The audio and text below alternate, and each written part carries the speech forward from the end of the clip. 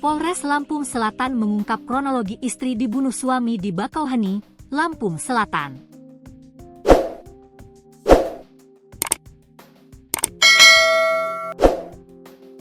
Polres Lampung Selatan menggelar pengungkapan kasus tindak pidana pembunuhan atau tentang penghapusan kekerasan dalam rumah tangga yang mengakibatkan meninggal dunia di Aula GWL, Jumat, 4 April 2025. Ungkap kasus tersebut dipimpin langsung Kapolres Lampung Selatan AKBP Yusriandi Yusrin, didampingi Kasat Reskrim Polres Lampung Selatan, AKP Nikolas Bagas Yudi Kurnia, dan Kasih Humas Polres Lampung Selatan AKP Iwayan Suso.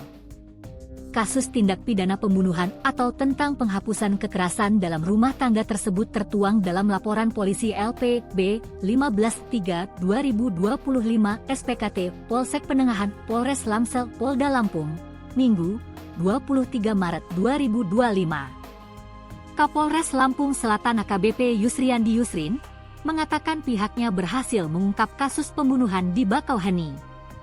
Pelaku atas nama Herman, 26, warga Dusun Sumbersari, Desa Kelawi, Kecamatan Bakauheni, Lampung Selatan, ujarnya.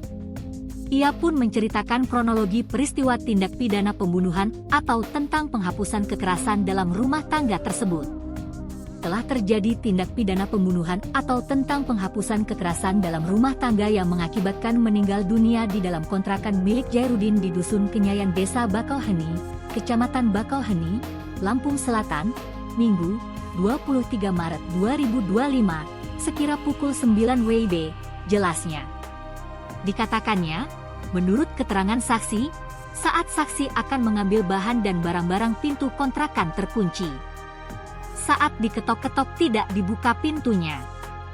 Selanjutnya saksi membuka pintu dengan kunci seret.